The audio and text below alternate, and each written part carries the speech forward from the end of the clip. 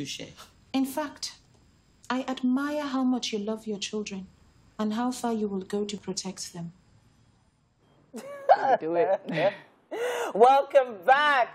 Now, you always feel that energy when you have a well-trained performer in the building. Definitely. Finally, we're joined by an award-winning British-trained actor, singer, producer, art enabler, performing arts executive, the one and only Bikiya Graham-Douglas. Woo! That was big. I'm like, come on now. keep on going. Come on so how now. do you manage to wear all of those hats? How? Yeah. Honestly, I think it's just God's grace. And one of those people who... Thanks for having me. Oh, no. Yeah, let me not be rude. Thanks. It's lovely to be on the It's a pleasure couch again. Yes, I always love it coming out here to be with you. Well, how do I do it? It's God's grace. And I'm one of those people who I have to do things.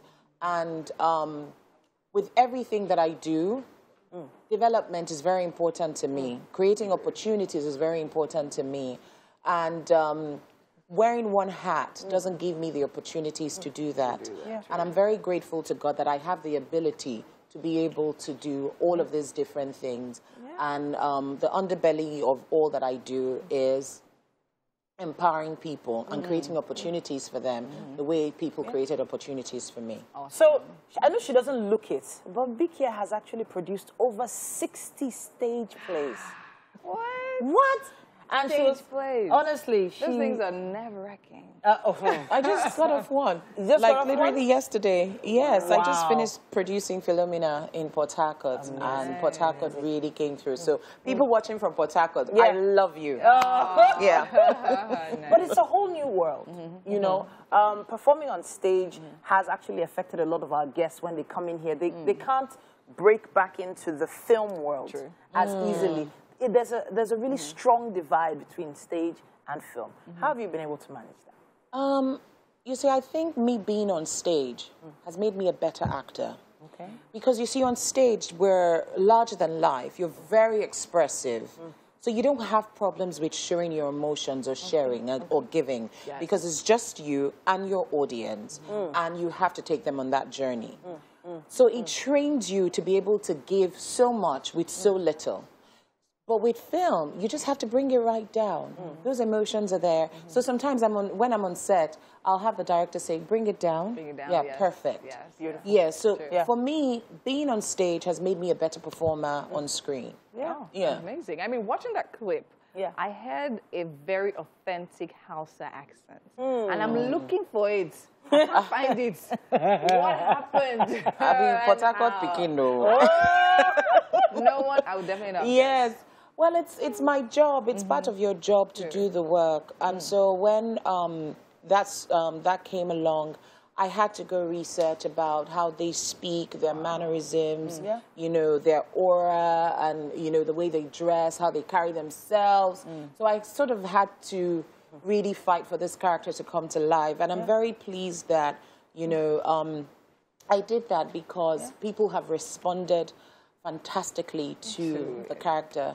So it's not all about stage and screen for you. You also founded Beta Universal Arts Foundation. So you need to tell us about that and how you're helping to develop talent. Okay, Beta Universal Arts Foundation. It's been around for a while, actually. We've just crossed 10 years now. Wow, congratulations. And thank you.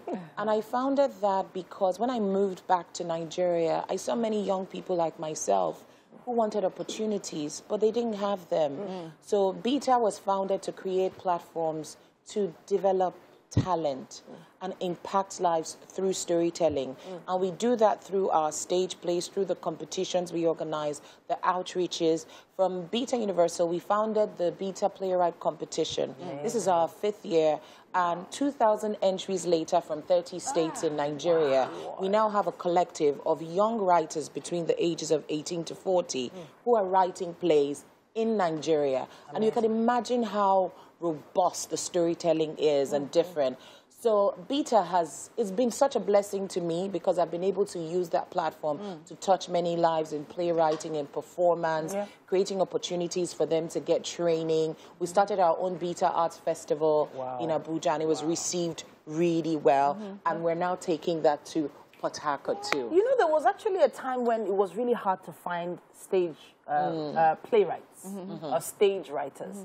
But it feels like you have a resource, a database now of writers. So if anybody needs a writer now or wants to give a writer an opportunity, they can come to you guys. And that's happening already. So we do have people from our alumni. Like one of our alumnus, he wrote More and Me, the musical. He was one of the writers of More and Me, Man of God. So I do have people refer to me for writers. Amazing. And the good thing about it is that we now are focusing on diversifying their skills. So they're not just writing for stage anymore, but they'll be able to write for film, TV. So it's just opened like a book of many possibilities and opportunities. When I started the playwright competition, I did not know how far it was going to go. But then you're writing the plays, you're publishing the plays, you're producing the plays. And you're creating opportunities for these writers too. And some of those plays are now being adapted into films. So it's just a whole long journey. And then we took it to the universities through the Beta Campus Outreach, where we get 5 universities, but this year, hopefully, we'll make it 10 universities. To produce the winning play. And then the winning school, we get to enhance their learning environment by giving them a donation. Amazing. I think what you're doing, I think you're not proud enough. I won't be able to sit on this couch like other people. No, anyways, my question is I know you're definitely working on projects right now. So can you give us some tips? Okay, actually, as I said, I just finished a stage play in Port Harcourt, so we're post-publicity mode right now. So this was fantastic, And I worked with Mona Lisa Chinda and Uncle Bimba Manuel, and it was amazing. So my next project, I'm working on a 5-part documentary series called As We Are. And 5 parts? Yes. That's a big one. It is big. Nigeria is huge. Our story is, I mean, like, 5-part series is not even enough, but it's on Nigeria's modern history. So we are going from 1960 to present day. So we're filming that at the moment. We're doing the final stage of our principal photography, and I'm presenting that, so it's quite exciting. And then I'm working on a short film called Dawn. And Dawn is about how corruption affects gender development. So those are 2 projects that I'm working on, and I'm also going to be on stage after such a long time. My dear friend, I can't say too much about it, but my dear friend is getting me back on stage, and she's going to be directing. Amazing. I can't wait. I can't wait. In fact, there's so much bubbled into one person. It feels amazing. We also heard you're doing some evangelism with the prison ministry as well. Are you helping them act? Are you saying the prisoners are getting involved in stage? No, not right now. Not exactly. Not right now. Not yet, but it's something that we're thinking about. But it has to be right. It has to be right. So for now, it's about speaking to them, making them realize that they're still human. Because they're behind bars doesn't mean that they're not human beings. We all get second chances in life. So for me, it's about having that bond, that human connection, and ministering to them. That there's a different way. You know what? There's so much wrapped into one. Yes, At this point, I think the food in the kitchen is calling. Yes, but we have to see her in action. Let's take a clip. As matriarch of the Badamus family, sometimes I wonder if you realize how much power that you have.